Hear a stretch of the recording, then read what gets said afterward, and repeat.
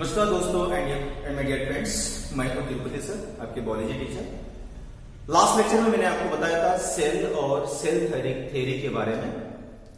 आज के इस सेशन में मैं आपको बताऊंगा prokaryotic cell and its ultra structure complete explanation. यहाँ पे जो स्ट्रक्चर आपको दिखाई दे रहा है, ये स्ट्रक्चर है प्रोकैरियोटिक सेल। प्रोकैरियोटिक सेल में बेस्ट एग्जांपल कौन सा है? बैक्टीरिया है। सो this is the structure of bacteria है और इसी स्ट्रक्चर के बारे में अपन कंप्लीटली जानने वाले हैं, राइट। तो आज के सेशन में देखते हैं स्ट्रक्चर ऑफ प्रोकैरियोटिक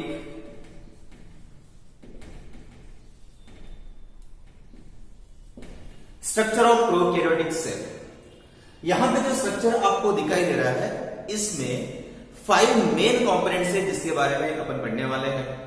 सो देखिए यहाँ पे स्ट्रक्चर में क्या क्या दिखाई दे रहा है आपको। स्ट्रक्चर में अगर आप देख रहे होंगे तो सबसे ऊपर में 3 लेयर्स है जिसको अपन कहते हैं सेल एनवेलप।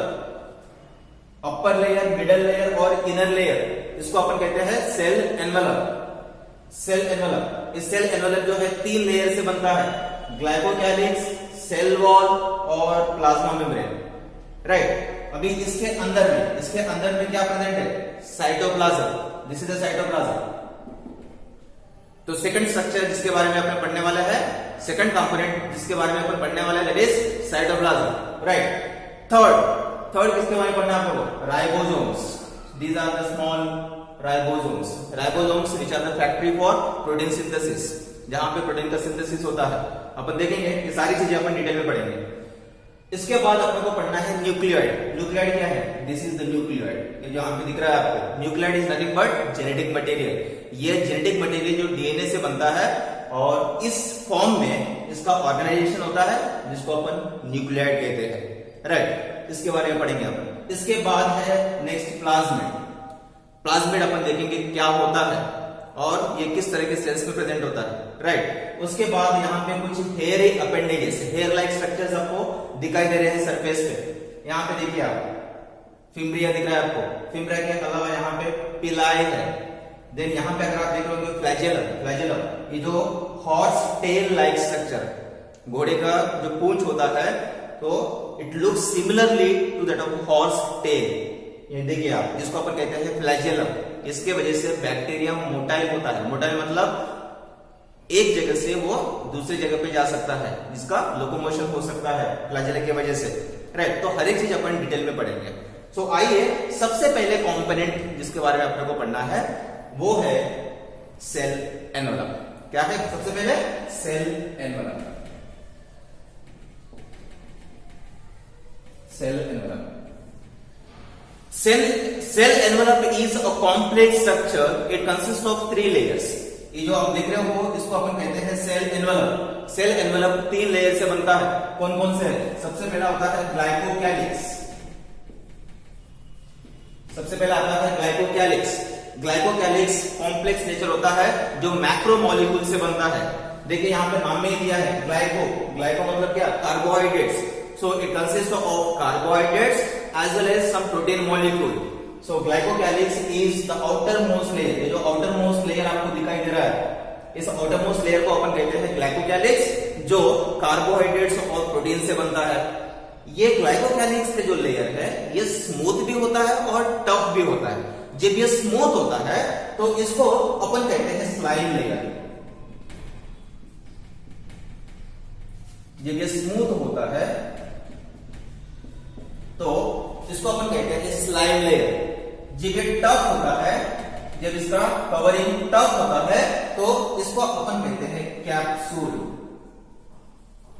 क्या कहते हैं इसको? कैप्सूल। सो ये लेयर जब स्मूथ होता है या स्लाइमी लेयर होता है तो इसको अपन कहेंगे स्लाइम लेयर। और जब ये कवरिंग ऊपर का कवरिंग टफ होता है तो इसको अपन कहते हैं capsule. So this is about the upper most layer. Now the middlemost layer of the cell envelope is cell wall। Cell wall कहां पे दिखाई दे रहा है? सेल वॉल कहां पे दिखाई दे रहा है? स्ट्रक्चर में देखिए आप, this is cell wall.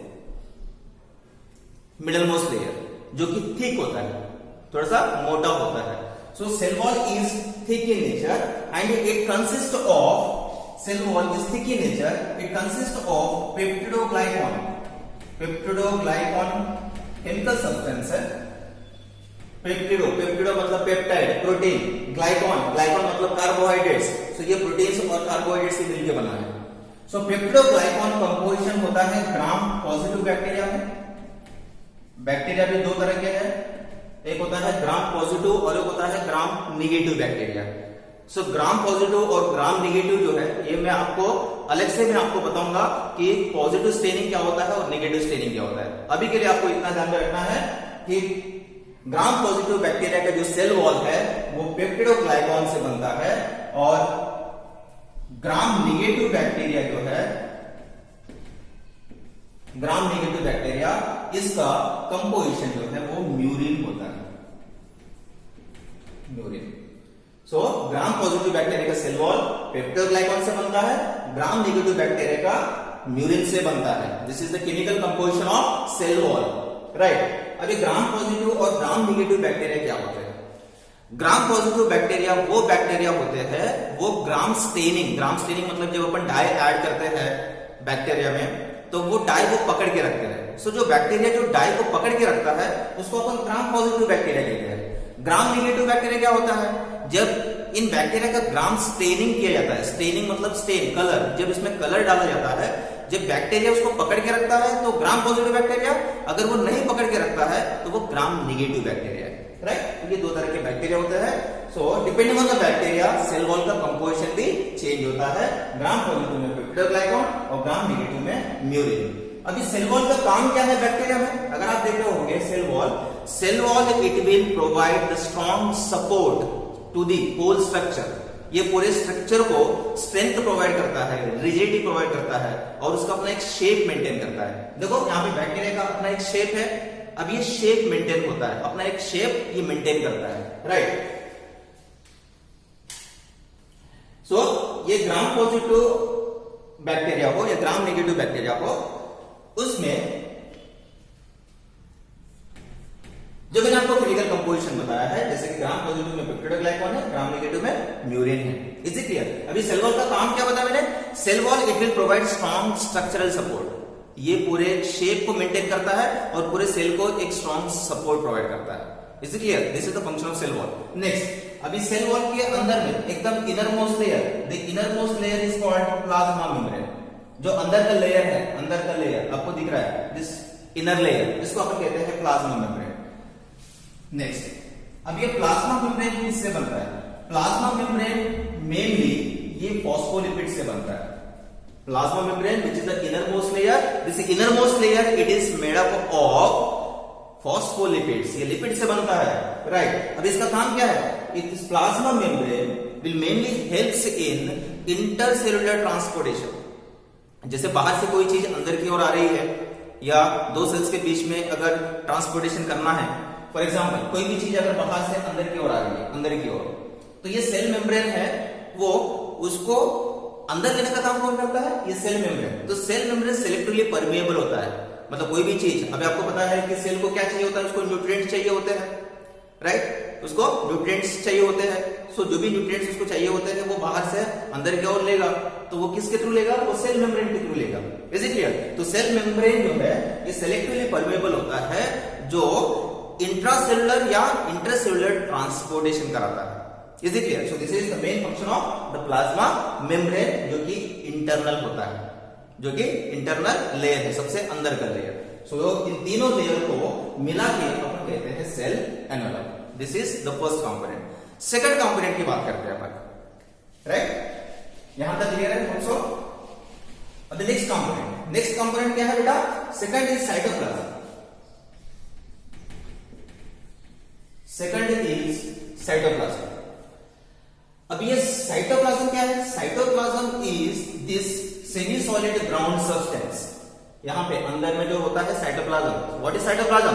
Cytoplasm is semi solid ground substance और कोलाइडल मैट्रिक्स. ये सेमी सॉलिड कंसिस्टेंसी होता है, जो जेल लाइक कंसिस्टेंसी होता है, और इसमें कई सारे ऑर्गेनिक और इनऑर्गेनिक कंपाउंड्स प्रेजेंट होते हैं जो अंदर के केमिकल एनवायरनमेंट को वो बना के रखता है.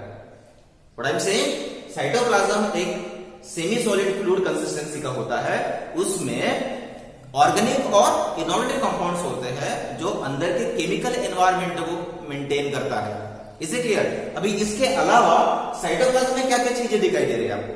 देखिए आप साइटोप्लाज्म में अगर आप देख रहे होंगे तो यहाँ पे कुछ इंक्लूजन बॉडीज दिखाई दे रहे हैं आपको। इंक्लूजन बॉडीज अगर आप देखे होंगे इसमें स्टोरेज ग्रैन्यूल्स प्रेजेंट है, स्टोरेज ग्रैन्यूल्स। देखो इसमें कुछ स्टोरेज ग्रैन्यूल्स होते हैं। What are the storage granules? Storage granules वो चीजें होती है जिसमें ऑर्गेनिक और इनऑर्गेनिक कंपाउंड्स को स्टोर करके रखता है। ऑर्गेनिक कंपाउंड जैसे कि ग्लाइकोजन है, राइट, ग्लाइकोजन है, स्टार्च है, ये इस तरह के ग्रैन्यूल्स को स्टोर करके रखता है। इनऑर्गेनिक कंपाउंड जैसे कि फॉस्फेट्स है, सल्फेट्स है, इज इट क्लियर, ये इसमें स्टोर करके रखता है। तो जो साइटोप्लाज्म है, साइटोप्लाज्म में कई सारे इंक्लूजन बॉडीज हो सकती है। Is it clear? तो साइटोप्लाज्म में क्या क्या होता है देखते हैं अपन। देखो साइटोप्लाज्म में सबसे पहला आपको देखना है मीजोसोम। ये देखो यहाँ पे स्ट्रक्चर आपको दिखाया गया है। तो मीजोसोम जो आपको साइटोप्लाज्म में दिखाई दे रहा है, तो मीजोसोम, राइट। सेकंड, मीजोसोम के अलावा और क्या अपने को इसमें देखना है? मीजोसोम्स के अलावा इसमें कुछ पिगमेंट्स भी होते हैं जिसको क्रोमैटोफोर्स कहते हैं, क्रोमैटोफोर्स। सेकंड जो होते हैं क्रोमैटोफोर्स। अब ये क्रोमैटोफोर्स एक्सेप्शनल होते हैं। कुछ बैक्टीरिया होते हैं जैसे कि साइनोबैक्टीरिया, जिसको अपन फोटोसिंथेटिक बैक्टीरिया भी कहते हैं, जो फोटोसिंथेसिस करता है और वो अपना फूड मटेरियल खुद बनाता है, उसको अपन फोटोसिंथेटिक बैक्टीरिया कहते हैं। तो उसमें एग्जांपल आता है साइनोबैक्टीरिया या ब्लू ग्रीन अलगी। इसमें ये इस तरह के पिगमेंट्स होते हैं। क्रोमैटोफोर्स ये ऑर्गेनेल है जिसमें पिगमेंट होता है। Is it clear? अब ये पिगमेंट जो है वो फोटोसिंथेसिस में मदद करता है। देन इसके अलावा और क्या रहता है? इसमें रहते हैं स्टोरेज ग्रैन्यूल्स। साइटोप्लाज्म में और क्या होता है? साइटोप्लाज्म में होता है स्टोरेज ग्रैन्यूल्स। सो ये तीनों जो है ये साइटोप्लाज्म में होते हैं। अभी इसमें से वन बाय वन अपन पढ़ेंगे। सबसे पहले आता है mesosome. What is mesosome? Mesosome कहां पे दिखाई दे रहा है आपको? यहां पे देखिए मीजोसोम, ये this structure, this is called mesosome. ये यहां पे दिखाई दे रहा है। So what is mesosome? Mesosomes is invagination of cell membrane. इसका मतलब क्या होता है? ये कहां से आया है? देखो अंदर का जो सेल मेम्ब्रेन है, सेल मेम्ब्रेन से राइज हुआ है, सेल मेम्ब्रेन से निकल रहा है वो, तो इसको अपन कहते हैं invagination of cell membrane. It rise from the inner cell membrane, cell membrane से बाहर की ओर निकला हुआ है। अब इस मेसोसोम्स का मेन फंक्शन क्या है? मेसोसोम्स it will helps in DNA replication और सेल वॉल सिंथेसिस। क्या बताया मैंने? मेसोसोम जो है ये दो तरह का काम करता है। मेसोसोम्स ये सेल वॉल के फॉर्मेशन को हेल्प करता है, और एक क्या बताया मैंने, जो न्यूक्लियोइड है जिसमें डीएनए है उसका रिप्लिकेशन भी करता है। सो डीएनए रिप्लिकेशन के साथ साथ में ये सेल वॉल के सिंथेसिस में भी हेल्प करता है। This is the function of mesosome. Next क्या है बेटा? Chromatophores. What are chromatophores? Chromatophore जो है सभी बैक्टीरिया में प्रेजेंट नहीं होते हैं। कुछ स्पेसिफिक बैक्टीरिया, जैसे मैंने आपको नाम लिया है, क्या नाम दिया था? Cyanobacteria. What is the name of bacteria? Cyanobacteria. इसको अपन कहते हैं ब्लू ग्रीन अलगी। कौन सा बैक्टीरिया है? Blue green अलगी। इस बैक्टीरिया में सायानोफोर्स होते हैं। क्या होते हैं उसमें? क्रोमैटोफोर्स होते हैं। क्या होते हैं बेटा? क्रोमैटोफोर्स होते हैं जिसमें पिगमेंट्स होते हैं। दो पिगमेंट जो है वो फोटोसिंथेसिस में हेल्प करते हैं। Is it clear? ये होते हैं क्रोमैटोफोर्स। नेक्स्ट है स्टोरेज ग्रैन्यूल्स। स्टोरेज ग्रैन्यूल्स में दो तरह के होते हैं। कौन कौन से होते हैं? स्टोरेज ग्रैन्यूल्स में होते हैं, एक होता है ऑर्गेनिक और एक होता है इनऑर्गेनिक। ऑर्गेनिक में स्टार्च और ग्लाइकोजन। इनऑर्गेनिक में आप लिख सकते हैं फॉस्फेट, सल्फेट। इनऑर्गेनिक क्या क्या लिख सकते हैं? फॉस्फेट और सल्फेट। ये दोनों के दोनों जो है उसको अपन कहते हैं स्टोरेज ग्रैन्यूल्स, और ये स्टोरेज ग्रैन्यूल्स ये साइटोप्लाज्म में प्रेजेंट होते हैं जो अंदर के केमिकल एनवायरनमेंट को वो मेंटेन करते हैं। Is it clear? और साथ साथ में जो न्यूट्रिएंट्स है प्रोकैरियोटिक सेल को, बैक्टीरिया को जो न्यूट्रिएंट्स लगते हैं वो भी यहां से वो प्रोवाइड करता है। अभी स्टोरेज ग्रैन्यूल्स को न्यूट्रिशन कहां से मिल रहा है? बाहर से जब सेल के अंदर में आएगा तो जितना सेल को लगेगा उतना वो ले लेगा न्यूट्रिशन, और जो एक्सेस है वो स्टोरेज ग्रैन्यूल्स में in the form of starch and glycogen में स्टोर होगा। ऑर्गेनिक है तो स्टोरेज कैसे होगा? In the form of starch और ग्लाइकोजन होगा। इनऑर्गेनिक है तो फॉस्फेट और सल्फेट के फॉर्म में होगा। So this is about cytoplasmic contents, right. Next point अपन पढ़ते हैं, थर्ड वन,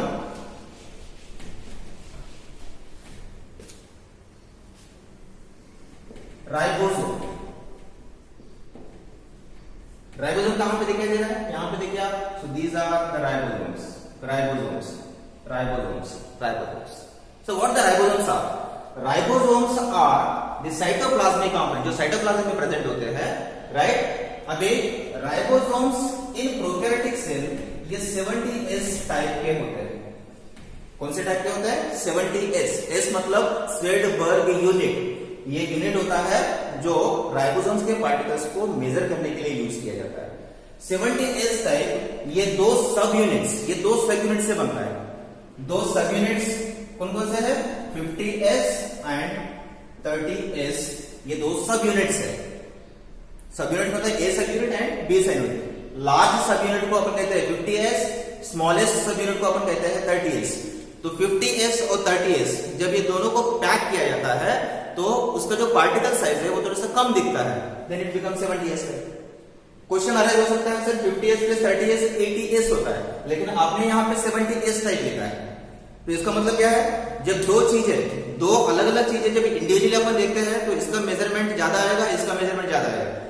जब ये दोनों को कंबाइन करते हैं, सिंपल एग्जांपल सैंडविच का ले लो आप। सैंडविच का जो ब्रेड होता है, राइट, अलग अलग देखोगे तो अलग अलग मेजरमेंट आएगा। जब दोनों पैक करोगे तो उसका साइज और छोटा हो जाएगा। तो सिमिलरली यहाँ पे भी ऐसा है। तो 50S 30S को जब पैक करेंगे तो दोनों का जब मेजर करेंगे तो ये 70S आएगा। So what is S? This is the Svedberg unit which is used for measurement of the particle size. This is about ribosome. अब ये राइबोसोम्स किस से बनता है? ये बनता है डीएनए और प्रोटीन से। Ribosome is made up of RNA and protein. किससे बनता है? RNA and protein. Ribosomes RNA और प्रोटीन से बनता है। Is it clear? अब राइबोसोम का काम क्या है? Ribosomes helps in protein synthesis. Ribosome को कहा जाता है प्रोटीन की फैक्ट्री है। ये फैक्ट्री है जहां पे प्रोटीन का सिंथेसिस होता है। तो राइबोसोम का मेन फंक्शन है प्रोटीन को सिंथेसाइज करना, protein synthesis. This is the important function of ribosome. So this is all about ribosome, right. Next component, fourth में अपन पढ़ते हैं न्यूक्लियोइड। नेक्स्ट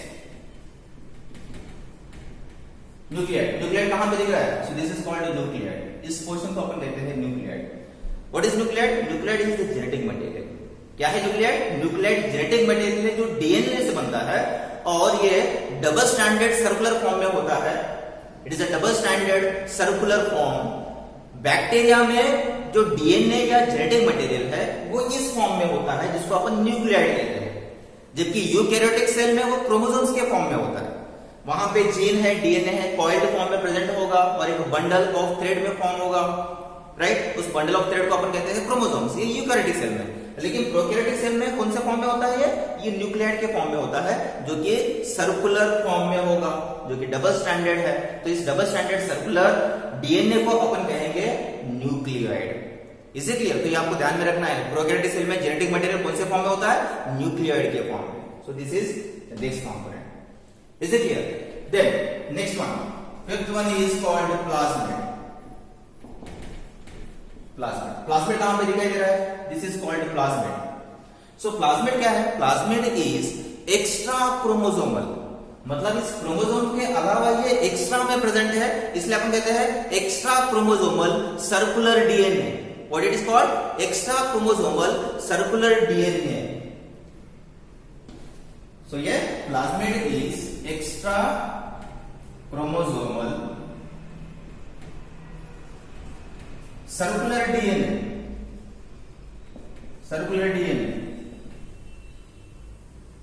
एक्स्ट्रा क्रोमोसोम क्यों कहा गया? क्योंकि क्रोमोसोम के अलावा, मतलब इस जेनेटिक मटेरियल के अलावा ये एडिशनल में प्रेजेंट है, इसलिए इसको अपन कहते हैं एक्स्ट्रा क्रोमोसोमल। और ये सर्कुलर फॉर्म में है, इसलिए इसको अपन क्या कहते हैं? Circular DNA.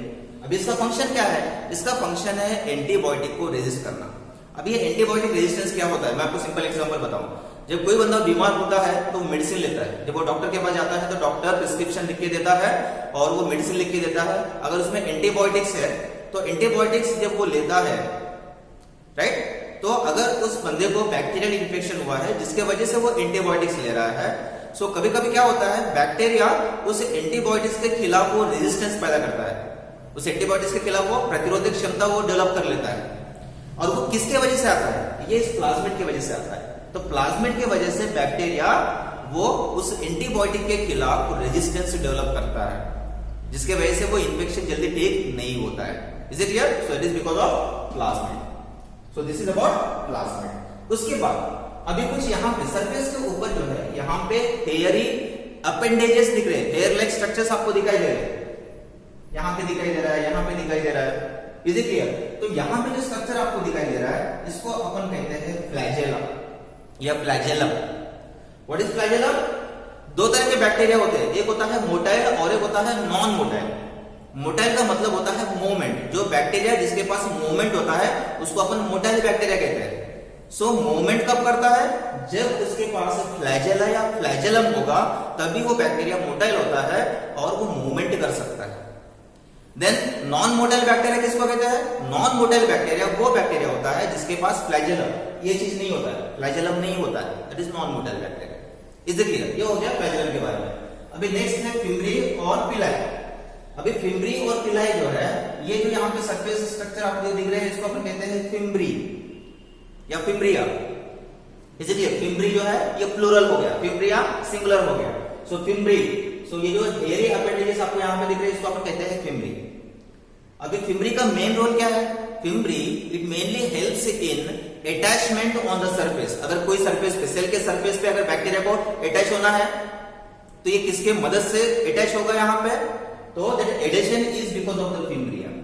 सो कोई प्लांट हो, कोई सरफेस हो, जिस सरफेस पे अगर ये एडेस करना है, इसको अगर चिपकना है सरफेस पे, तो ये किसके हेल्प से यहाँ पे एडेस होगा, चिपकेगा? It is because of the fimbriae. Is it clear? Then what is pili? Pili again is the small hair like structures. ये भी हेयर लाइक स्ट्रक्चर्स है जो बॉडी सरफेस, प्रोकैरियोटिक सेल के सरफेस पे प्रेजेंट होते हैं। अभी इन पिलाई का मेन काम क्या है? पिलाई का मेन काम होता है it helps in sexual conjugation. ये सेक्स कॉन्जुगेशन में, ये सेक्स में इन्वॉल्व होते हैं। It helps in mainly sex conjugation. तो सेक्स कंजुगेशन में सेक्सुअल इन्वॉल्वमेंट जो होता है वो पिलाई के थ्रू होता है। सो this is about hairy appendages. Is it clear? एक चीज लास्ट में, एक चीज मैं आपको बताना चाहूंगा कि कुछ बैक्टीरिया होती है, जैसे पर्पल बैक्टीरिया है, जैसे साइनोबैक्टीरिया का नाम लिया मैंने, राइट? साइनोबैक्टीरिया जिसको अपन क्या कहते हैं? Cyanobacteria, blue green algae. Is it clear? So blue green algae जो है ये पर्पल बैक्टीरिया होते हैं, कुछ फोटोसिंथेटिक पिगमेंट्स है उसमें, उसके अंदर में गैस वैक्यूल्स होते हैं। This is the exception and this is very important from NEET point of view. क्या बोला मैंने? कुछ फोटोसिंथेटिक बैक्टीरिया है जैसे ब्लू ग्रीन अल्गी है, पर्पल बैक्टीरिया है, ग्रीन सल्फर बैक्टीरिया है। सो इन बैक्टीरिया में अंदर में गैस वैक्यूल्स होते हैं, gas vacuoles. This is the exception, ये आपको ध्यान में रखना है। और एक एक्सेप्शन मैं आपको बताता हूं, जितने भी प्रोकैरियोटिक सेल है सभी में सेल वॉल होता है, बस एक स्मॉल क्रिएचर, एक बैक्टीरिया है जिसका नाम है माइकोप्लाज्म। माइकोप्लाज्म में सेल वॉल नहीं होता है। This is the exception. Again this is very important from NEET point of view, तो ये भी आपको ध्यान रखना है। कौन सा बताया मैंने? माइकोप्लाज्म। इसमें सेल वॉल नहीं होता है, बाकी जितने भी प्रोकैरियोटिक सेल है उसमें सेल वॉल होता है। Is it clear? और एक पॉइंट मैंने क्या बताया? Gas vacuole. गैस वैक्यूल किसमें प्रेजेंट होता है? जो साइनोबैक्टीरिया है, blue green algae, then sulphur bacteria है। Is it clear? Purple bacteria है, खास करके जो फोटोसिंथेटिक पिगमेंटेशन करते हैं, फोटोसिंथेसिस करते हैं, तो इन बैक्टीरिया में ये गैस वैक्यूल प्रेजेंट होता है। Is it clear? So this is all about the structure of prokaryotic cell. So hope so you guys enjoyed this session a lot and don't forget to subscribe my channel. Thank you very much.